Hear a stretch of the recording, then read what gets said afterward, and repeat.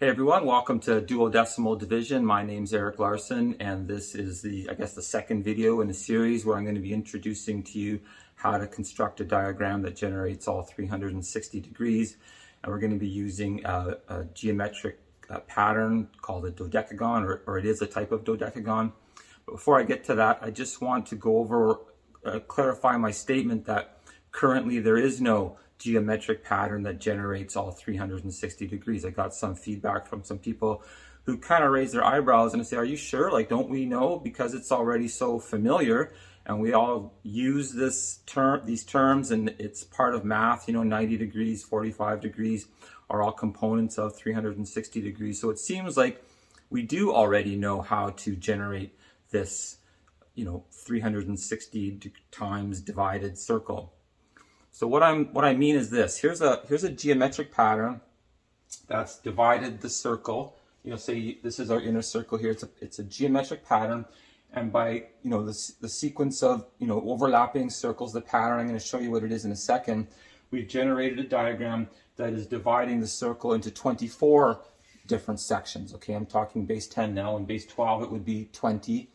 But either way, that's what the pattern looks like, and we have all these lines radiating outwards or intersecting the center point. Everything's balanced, it's perfectly symmetrical, and it's a geometric pattern. So what I'm going to do is actually just show you the steps that you need to take to get to this pattern, because that really is the first series of steps. If you're going to do any kind of further dividing up of the circle, this is where you start. So again, it's a geometric pattern where we draw a series of circles, and then we create points where those circles are overlapping each other, and then we draw lines through, lining up the points, and then we create this diagram. So I'm going to show you the steps that we need to take to get to this point right here. Okay, so here is that series of steps on a blank piece of paper, and what I mean again is that we're doing this just drawing circles and then straight lines.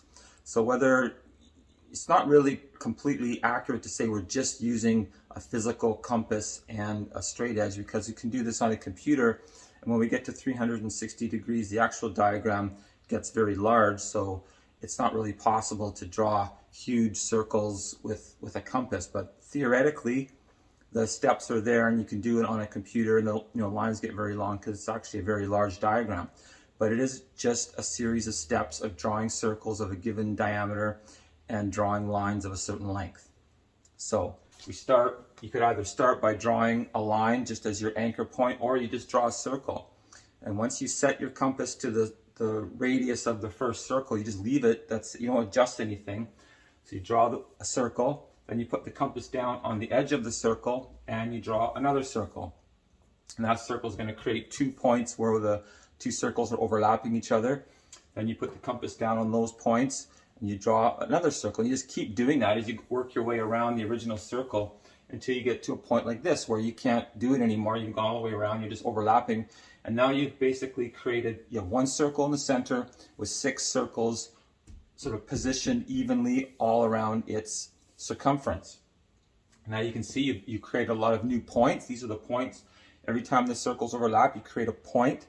And now you've created points that are outside of the circle as well as on the circumference of that circle. So you can draw your horizontal line now if you haven't already done so.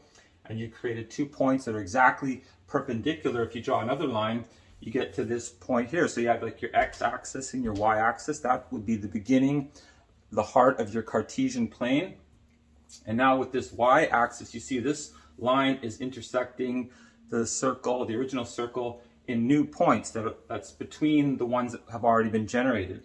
So now you start the same process again. You put the compass down on those new points, and then do the whole thing all over again. You're going to draw 6 more circles all the way around. Once you generate more points until you get to this pattern here. So basically, this pattern is this pattern done twice, once like that, and then turned sideways and done again. So you have one inner circle with 12 circles all around the outside. And then you're basically just connecting the points with your straight edge. You put it down and you can draw this pattern here very easily. So this is what I mean. This exists. This is what we're all familiar with. It's very simple, almost child's play in a sense. It's almost the first thing you do if you get a compass. You draw a circle, put this, and it's a beautiful pattern. You put your compass down on the edge, draw another one, just keep doing that, and you can very simply draw this, and this is perfectly balanced. It's the exact, the more accurate you are, the more precise it is. This is how you divide a circle up into 24 sections. That inner circle has been divided perfectly. You know, it's provable. This is a given. This is where we're going to start for our larger diagram. So this exists, and then you think, okay, well, what are the next steps to continue this process to get to 360 degrees? Because if you think about it, that's a lot of degree lines, you know, radiating or emanating or you know, coming from this pattern. What are the steps? And I'm just going to say right now, there is no, you know, published procedure. There's no, I asked on Reddit, I've asked on, you know, Quora or a number of different things. Mathematical professors have responded. Sometimes, basically, I'm asking, what is the geometric pattern that generates all 360 degrees? And sometimes it's kind of, I don't know if it's meant to be smart alecky, but they just say, you know, draw a circle around a point, you know, a one-sentence answer, as if somehow this is 360 degrees. So that's not obviously what we're looking for. We're looking for the generation of all those points, so you can actually put your straight edge on 2 points, one on either side of the center point, and draw your line right through, and therefore actually dissect or you know, bisect or dissect the given original circle. So that's the process that we're looking for. That's what I'm going to show you how we're going to do it using this dodecagon that I'm talking about. I just wanted to clarify that statement. So maybe that's enough for this video, just to say really clearly that, you know, if you feel like that's a false statement, or you think that, yeah, of course we know how to do it, this guy just hasn't found out, by all means, do the research yourself, look for that solution, because I find it very interesting that we've inherited this idea of 360 degrees, and we have, you know, if you look up on Wikipedia, say, or into, you know, math history, or if you ask the question, where did 360 degrees come from?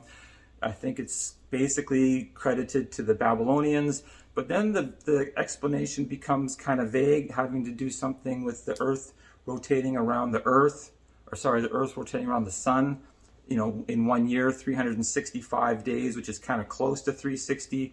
Therefore, they came up with the 360, and maybe they just sort of did it roughly, you know, and rough was good enough, you know, kind of divided and divided with a piece of string or something. There's no explanation. There's no real mathematical, precise proof of how to do it. Not like this. This is mathematically proven, and it works, and it's exact dissection of the original circle into 24 perfectly equal sections. But past that, we don't have any type of ability to divide the circle. So that's basically it. I'm going to leave it at that and say, okay, in the next video, I'm going to introduce you to the dodecagon. We're going to look at the difference between base 10 and base 12 in terms of that geometric pattern. And we're going to start the journey, or the series of steps. I'm going to go over them. We're going to go from here and just continue, and we're going to create a diagram that does indeed generate all 360 degrees, and we're going to do it using base 12 geometry. Okay, so thanks for watching, and I hope to see you in the next video.